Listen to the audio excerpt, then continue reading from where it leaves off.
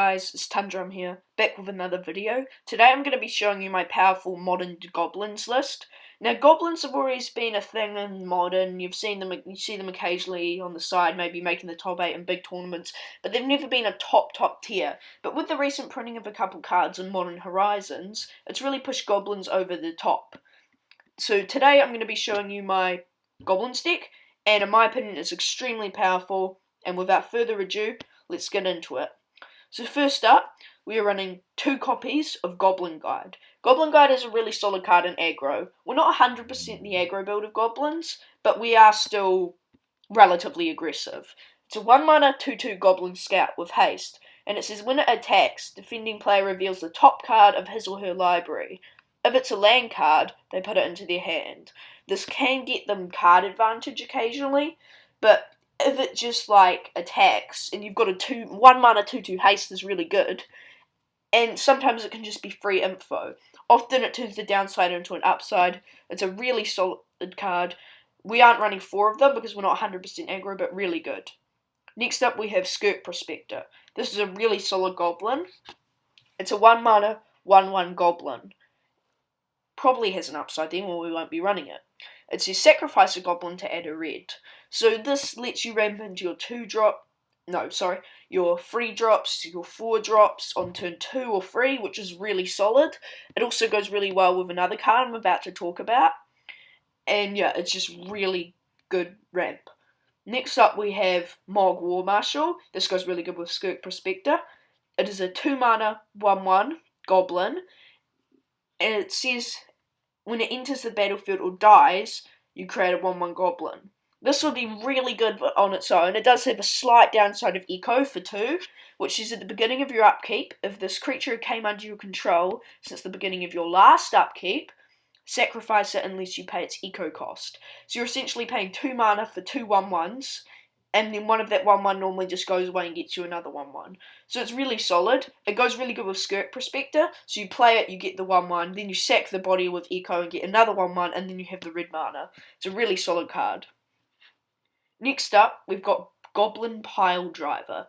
Goblin Piledriver is an insane card. Some Goblin lists only run it in the sideboard, but in my opinion it's so good you just want to run 4 in the main. It's a 2-mana 1/2 goblin with protection from blue. This is already a really good start. Protection from blue. Blue is a very viable colour in Modern. Makes it so we just automatically win against mono blue decks and decks with half blue or primarily blue. We have a really good shot in with this. And it says when it attacks, it gets +2/+0 until end of turn for each other attacking goblin. This is insane. You can just get it attacking on turn 3 or 4. You can get it 8, 10, ridiculous power levels. It's really solid, really good card. Next up I've got Munitions Expert. This is a really solid goblin from Modern Horizons. It's a 2-mana 1/1 goblin with flash. Decent, but probably has an upside. Yes, it does. It has a huge one. When it enters the battlefield, it deals damage. No, you may have it deal damage to target creature or planeswalker equal to the number of goblins you control. So this is normally going to be 2, 3, maybe even 4 or 5 damage. This is enough to take out all those annoying planeswalkers like Narset and Teir. Can get Jace the Mind Sculptor and Liliana of the Vial quite easily too. This is already really good. Plus it can deal with almost any of the viable creatures in the format. Maybe things just like Tarmogoyf might get a bit of a problem. But it's a really solid card. Good 2 for 1. Next up we're running a lone Paschal. It's a 3-mana 2/2 legendary Goblin Warrior. And it says whenever it or another goblin you control dies, it deals 1 damage to any target. Already a decent start, and then it has this good upside of you can pay 4 and sack a goblin to create 2 1/1 goblins. So you're essentially paying 4, normally sacking to essentially deal 1 damage to any target and get a 1/1 because you'd just be sacking a 1/1 anyway. Really solid. Next up we have Goblin King. It's a 3-mana 2/2 goblin.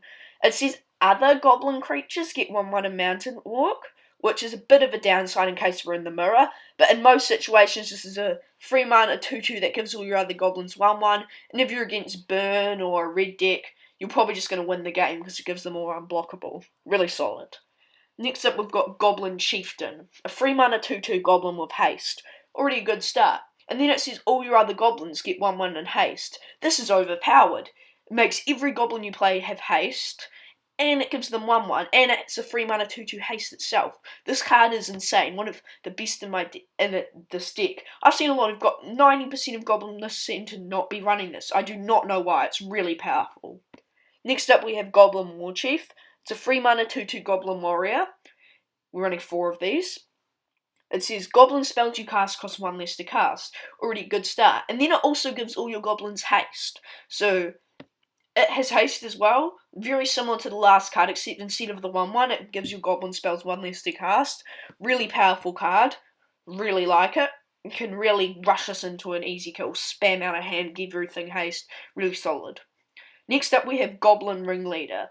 Goblin Ringleader is an extremely powerful card. It is 4 mana, which is a bit on the high end for Modern, but it is really solid. A 4 mana 2/2 haste, not horrible, but then when it says when it enters the battlefield, you reveal the top 4 cards of your library, and then you put all goblin cards revealed this way into your hand, and the rest on the bottom. Sometimes this is going to draw you 3 or 4 viable goblins, because if you're on 4 lanes you don't really need more. This is busted.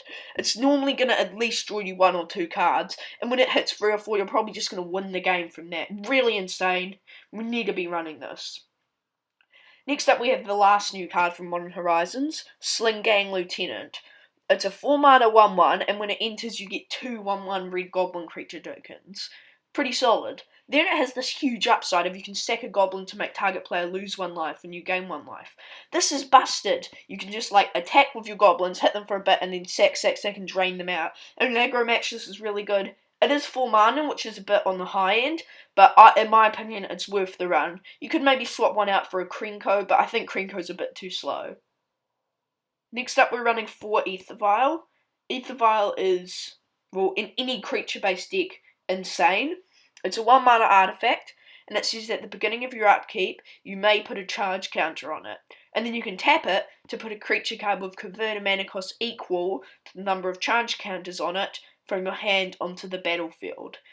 This is insane. It gives your goblins flash, can't be countered as everyone knows, and it can ramp us into goblins, let us play 2 in 1 turn. Really solid card. That was the end of the main board of non-lands. Now I'm going to go on to the lands. So we're running 4 of each of these cards. 4 mountains, just basic mountain. 4 Auntie's Hovel. This is busted in any goblin deck, essentially a land that taps for black or red and enters untapped. Field of Ruin, really solid against decks running non-basics, and if they don't have any basics in their deck, they're going to be stuffed. Bloodstained Mire, one of the solid modern features for lands, and Cavern of Souls, taps for any colour for the goblins and makes them uncounterable. Really busted. These lands can be a bit expensive, but I think they're worth the run if you can afford them. Next up we're running 2 Blood Crypt and 1 Swamp. Blood Crypt's good because it can search up with the fetch and tap for both colours. Swamp, we're just running a lone swamp in case we need to search it up with one of the basic lands and we're stuck on no swamps, but that's not normally going to happen. Okay, that's the mana base. Now onto the sideboard. In the sideboard, we're running 3 Goblin Master and 3 Goblin Crater Makers. These are really good against artifact decks for artifact hate. We're running 2 Blood Moon. Blood Moon is really good against Tron and decks running no red and entirely non-basics.